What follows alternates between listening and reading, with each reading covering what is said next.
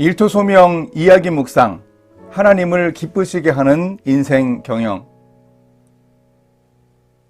직장 경험을 가진 목회자고 작가이고 강사였던 키스 밀러가 1965년에 처음 펴낸 책이 있습니다.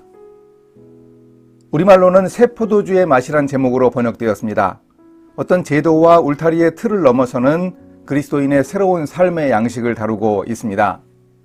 책의 제목에는 낡은 부대를 터뜨리는 이라는 부제가 붙어 있습니다. 이 책의 7장 제목이 하나님과 직장입니다.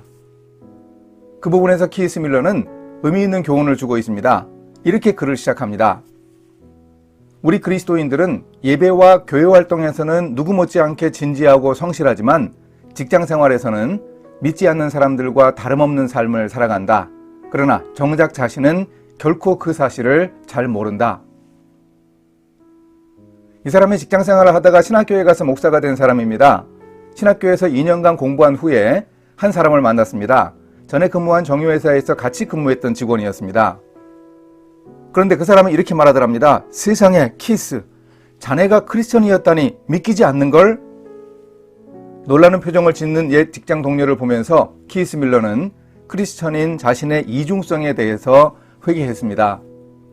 자동차를 운전해 사무실에 출근을 했는데 언제나 예수님을 주차장에 내버려 두었던 것 아닌가 생각하며 소스라치게 놀랐다는 겁니다. 자신의 직장 생활을 돌아보니까 살아계신 하나님을 일터의 동료들에게 소개하고 드러내 보이는 일을 잘 하지 못했습니다. 쉽지 않더랍니다. 왜 아니겠습니까? 직장에서 해야 하는 일 자체가 힘들었습니다. 복잡한 문제가 너무 많으니 직장에서는 일을 잘하기 위해 열심히 쫓아가기만 해도 힘들었습니다. 그래서 하나님이 나를 이 사무실의 특파원으로 파송하신 것이라는 생각은 미처 하지 못했다고 합니다. 더구나 직장에서 복음을 전하는 전도자가 되는 것은 더 생각하기 힘들었습니다. 그러다가 급성장하고 있는 다른 회사로 자리를 옮겼습니다. 그런데 가만히 보니까 그 회사의 경영진 가운데는 독실한 크리스천이 있었습니다. 그런데 그 상사도 역시 자기와 비슷한 문제로 고민하더랍니다. 나름대로 그 회사에서는 몇몇 사람들과 샌드위치를 먹으며 소그룹 모임도 했습니다. 일터와 세상과 하나님에 대해서 토론도 하고 함께 의견을 나누는 기회도 가졌습니다. 회사를 위한 기도회도 하자고 제안했더니 12명이나 모여서 스스로 놀라기도 했습니다. 하지만 일터에서 그리스도인으로 살아가는 것, 바람직한 인생 경영에 대한 문제로 늘 씨름해야 했습니다. 키스는 그리스도를 자기의 직장에서 주님으로 모시는 일이 쉽지 않음을 깨달았습니다. 그럼 어떻게 하면 됩니까? 진지한 자세로 일하면서 믿지 않는 동료들보다 더욱 열심히 일하는 것입니다. 그래서 더 나은 성과를 일궈내야 합니다. 결국 일터에서 오래도록 지속되는 그리스도인의 향기는 신앙 고백이나 전도하는 일을 해야만 드러낼 수 있는 것은 아니라고 키스 밀러는 깨달았습니다. 그런 일이 있긴 있었습니다. 회사를 위한 기도 모임을 하자고 해서 모였는데 한 사람이 출근하면서 겪은 교통사고를 보고는 인생의 전환점을 맞이하고 결단한 일이 있었습니다.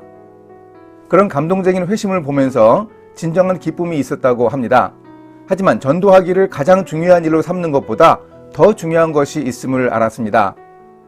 날이면 날마다 동료들을 대하는 일상의 태도가 중요하다는 깨달음을 얻었습니다.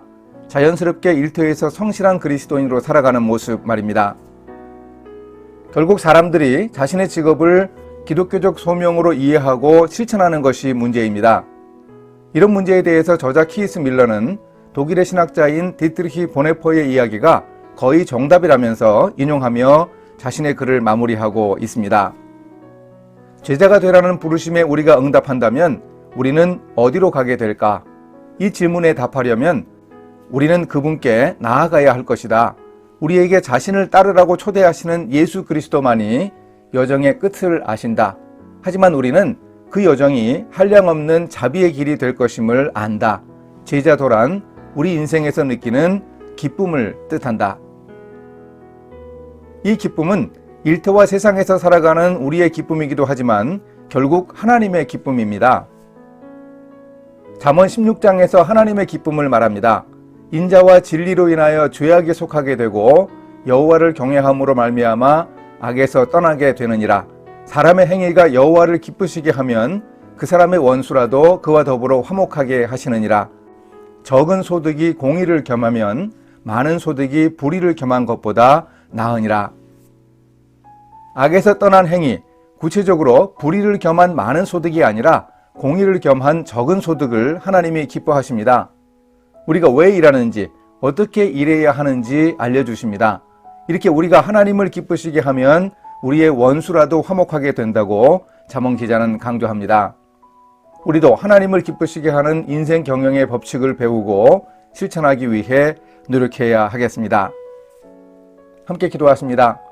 사람의 걸음을 인도하시는 하나님, 저 자신의 행위가 옳고 깨끗하다고 생각한 교만을 용서하여 주소서.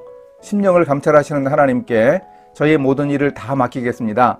하나님이 경영하시는 인생을 살아가도록 노력하겠습니다. 하나님이 기뻐하시는 사람이 되게 도와주소서. 예수님의 이름으로 기도합니다. 아멘.